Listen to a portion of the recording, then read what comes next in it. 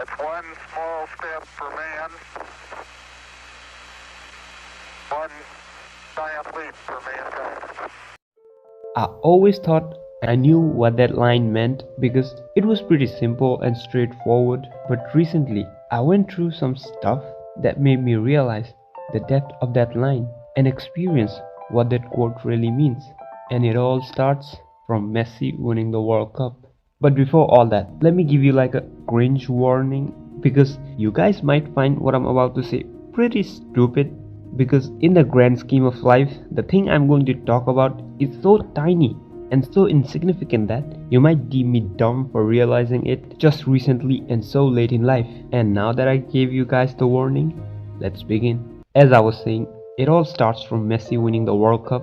As seeing him hold that trophy, I couldn't stop smiling and be filled with joy. And while I was content with such emotions, my inner voice appeared and asked me a question that has literally stopped the people of here from becoming the best version of themselves and has made us behind in each and every aspect of life. And that question was, what does it get me? What does Messi winning the World Cup get me?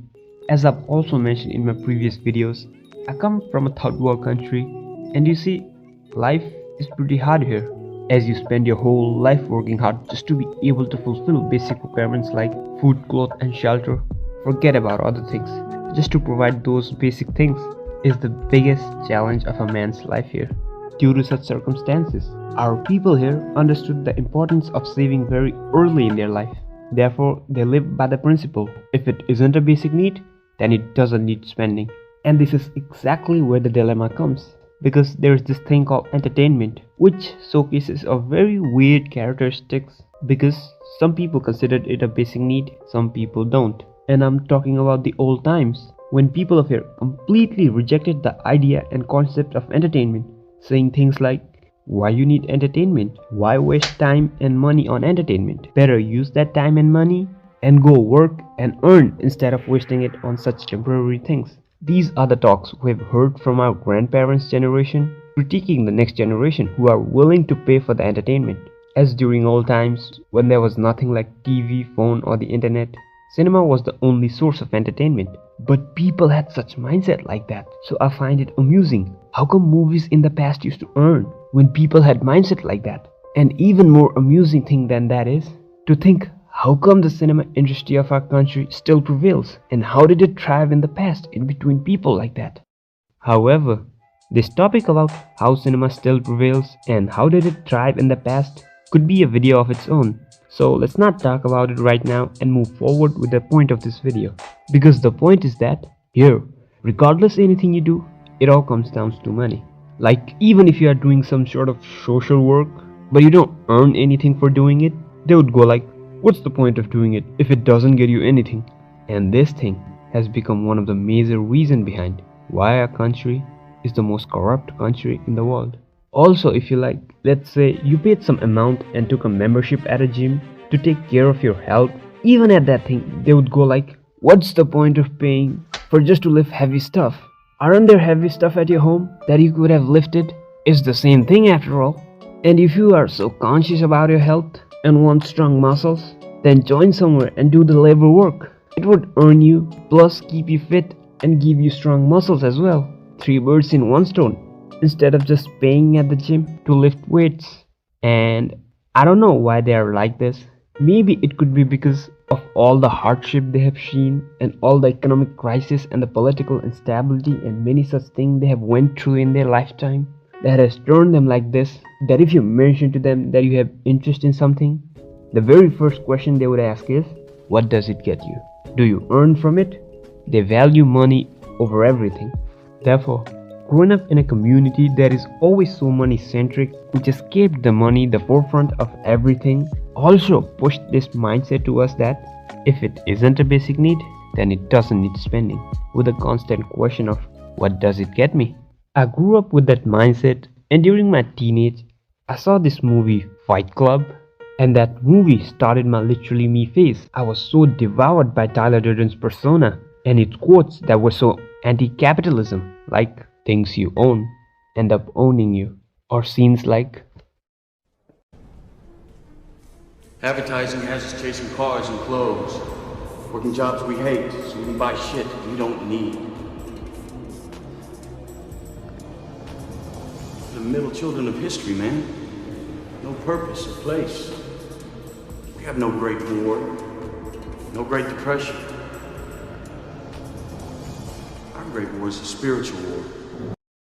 His such anti-capitalism lines gave this boost to my pre-existing sort of money-centric mindset of mine, making me believe I was right all along to have this mindset of if it isn't a basic need, then it doesn't need spending, because screw capitalism. Everything you see around you is illusion of capitalism trying to lure you to make you hand over your money from your pocket to theirs. So be conscious, don't get lured by their ads. Make their ad campaign unsuccessful by intentionally not buying anything from whoever does ads to lure you. Don't give a single penny to them. Screw capitalism. Again, things aren't that straight, because people of here are like pro-materialism when it comes to them owning everything, and as they love showing off to others. But when the situation is flipped and they are the ones being shown off by others, they become anti-materialists, saying things like, "You evil person, you could have helped the poor instead of wasting money on luxury just to show off." Well, let's leave this capitalism and materialism aside and come to the point that growing up in such an environment subconsciously had made us pretty self-centric, that in a way made us demand stuff to like revolve around us. Hence, we always asked in each and everything, if this is happening, what does it get me? And if it doesn't get me anything, why should I care about it? And maybe because of that, since past to till this date, people get trolled for wishing a celebrity his or her happy birthday, or for like celebrating their achievement online with comments like, "What are you so excited about? Your dad getting remarried or something?" And that used to make sense, like, what do you gain from it that you're so excited and posting about it online? They don't even know you. So back in time when fever was a thing, seeing people from my friend list like post a countdown to his birthday and stay awake till midnight for to wish him happy birthday, and like celebrating each and every day as like anniversary of his this and that song, used to feel really dumb. Like, why so much hard work? He doesn't even know you exist. Why are you more interested in his life than yours? Okay, it's his birthday, what does it get you? But as time went by, celeb worshipping got more mainstream and generalized, as people started following and becoming fan of this and that every random famous person or influencer that exists. And I was asking myself, why do I care about it? Let them do whatever they want to do. Let them follow whoever they want to. Celebrate whoever's achievement they want to. Why do I have to be such a Karen about it? I walk on the principles of stoicism. I shouldn't be like this. I don't like myself like this. When did I become like this? What could be the reason I turned like this? And to answer these questions, I ended up at this particular time being, which I'm not sure if it's the absolute cause for all this, but that might be where the inception of it all began. You see, during my very early school years, I guess, there was a teacher, I don't know how do I describe him. He was like Andrew Tate personality teacher of our school, before Andrew Tate was even a thing, as our teacher also used to talk about similar things like matrix, capitalism, mindset and stuff, as he used to teach stuff outside of the book more than the book itself. So one day he was teaching a chapter and the chapter talked about money. So he asked the class, who is the richest person in the world? Everyone raised their hands and yelled the name Bill Gates, because he was the richest person at that time. After that, the teacher went, good, everyone knows him. And then he asked, how many of you does Bill Gates know? And no one raised their hands. Then his TED talk began, where he used to tell his life story and complain about different aspects of society, life and government for straight half an hour. That day, he talked about how it doesn't matter if you know these celebrities or not. What matters is if they know you or not. Stop being the person that only knows about others and has to learn and read about others. Become the one who is known. Become the one who is read about. Don't be the one who asks for autograph. Become the one who gives autograph. That day, for half an hour, he ranted so much about celebrity culture, fame, crowd mentality, that he made it seem like an insult for those famous people and celebrities to not know our existence. If these famous people don't acknowledge our existence, then why should we acknowledge theirs? Why should we care about anything they do or achieve? Not only that, our teacher also used to claim that being a fan of someone means you are giving them control over yourself, and making someone your idol and following them blindly who doesn't even know your existence is a sign of slave mentality, because the only one who you should be following is God. He's your only idol. Plus, with our Asian parents, who also look down on the concept of their son or daughter being fan of someone else, because our parents want us to become the best that there has ever been, not someone who walks around being fan of others, because according to them, being someone fan is admitting you are inferior to them. Again, I don't know what kind of logic is that, but that's what they believe. As there has been incidents where I have shared stuff like, remember that guy from TV? He won the award for the best actor. And they have replied with like, so what? What does it get you? But again, I just can't blame it all on my teacher and parents for me adopting that mindset, because the fact I got persuaded by their talks is no one's but mine and my fault only. So while growing up, I found people being fan of others really weird, as it gets them nothing, plus them being willing to spend their hard-earned money for the celebrity who is already a multimillionaire. I found that to be a really dumb move. Like, why spend that huge amount of money on concert when you can watch it on YouTube at the comfort of your sofa? And why spend so much on watching a single movie in theater when you can already find it on the internet? And I was not the only one here to think that way. Instead, I was praised by the people around me, calling the person who knows the true value of money, the person who can save money, and various other such compliments. But there's also this other aspect to it, which is that though we learn the importance of saving at very early age and are so conscious about it, which is a good thing, as it has turned us experts at bargaining and evaluating the true value of tangible things. But there is one thing we are very not only bad but also unknown of, and it's the evaluation of the true value of intangible things like an experience, emotions, or mindfulness. We are really bad at evaluating and comprehending those things. Yet still, there is this bad habit in us that we still try to evaluate it in monetary terms, which is not the way to do it. Still, we judge it the same way we would judge any other physical or material object. Therefore, we miss out on a lot of joys of life. And the point of telling all this is that everything we ever did always reverted back to money, like if it made any monetary gain or not. Hence, I was always complaining and being a Karen about, why are you a fan of this or that? What does being a fan of theirs gain you? And one day, my question was answered. What does being their fan get you? And the answer was happiness. I was like, happiness? How? What do you gain from it that it makes you happy? And he said, nothing. Just seeing him achieve great stuff in life makes me happy. Although I disregarded his words at the moment, thinking that was such a dumb answer to my question, but his words lived in my head rent-free for very long, as I was constantly contemplating how could he be like that. The time went by and the day finally came. FIFA World Cup 2022 Final, Argentina versus France. That day I was trying to act stoic by saying to myself, I'm fine with whoever wins, but deep inside I was like, God, please make it Argentina, please make it Argentina. And boy, oh boy, what a match it was. I was glued to the screen.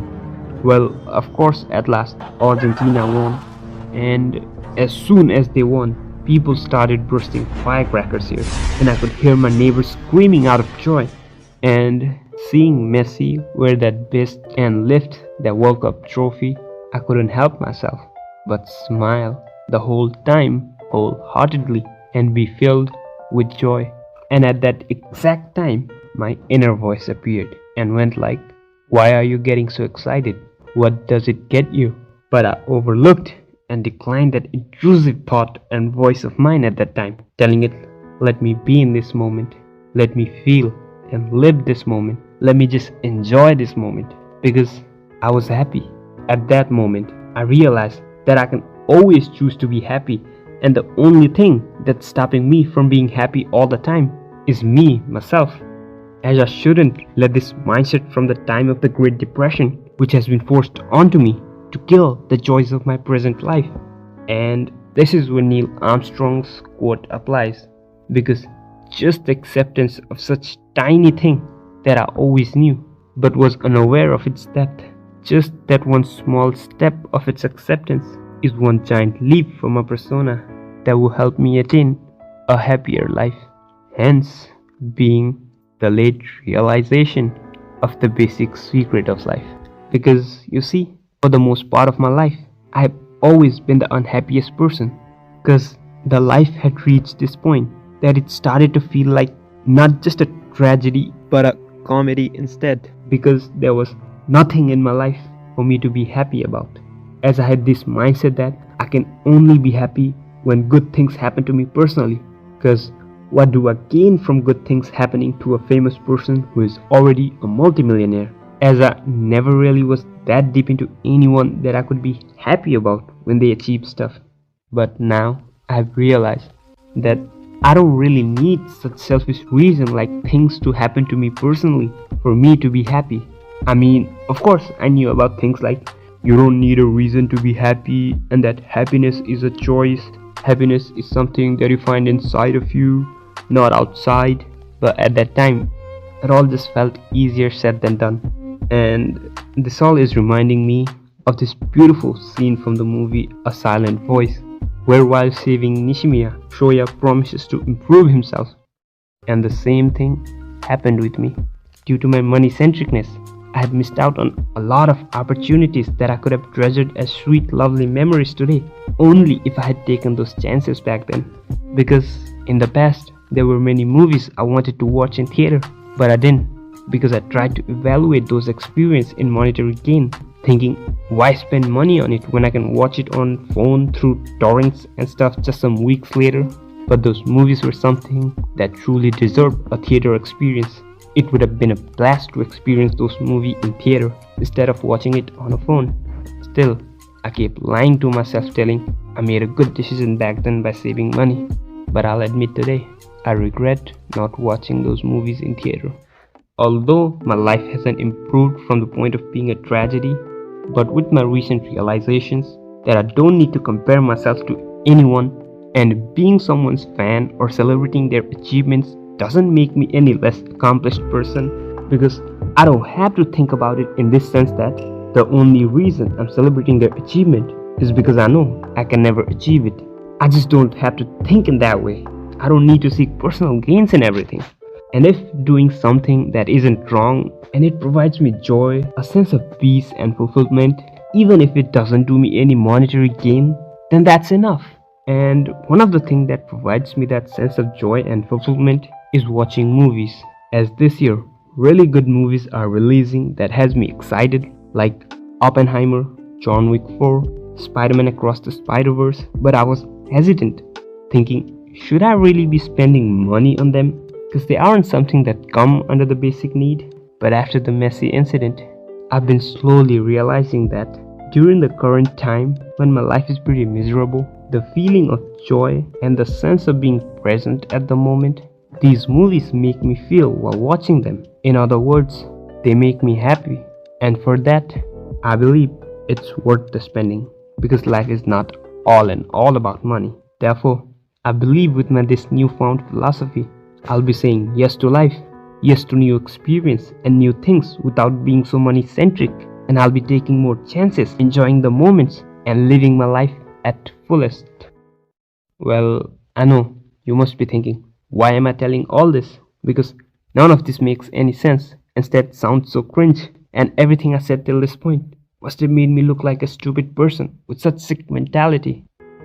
But you see, being able to break through and overcome this mindset that has been pushed onto us for generations just feels so liberating. As now, I'm able to find happiness in even little things, regardless things happen to me personally or not. Because life is too short and uncertain to wait for happiness to happen to you. So yeah, don't want to drag the video anymore. Just want to get this message out there that Messi winning the World Cup and lifting that trophy would always be a magical and a very personal and memorable moment for me that I'll always cherish in my heart because it taught me the secret of happiness.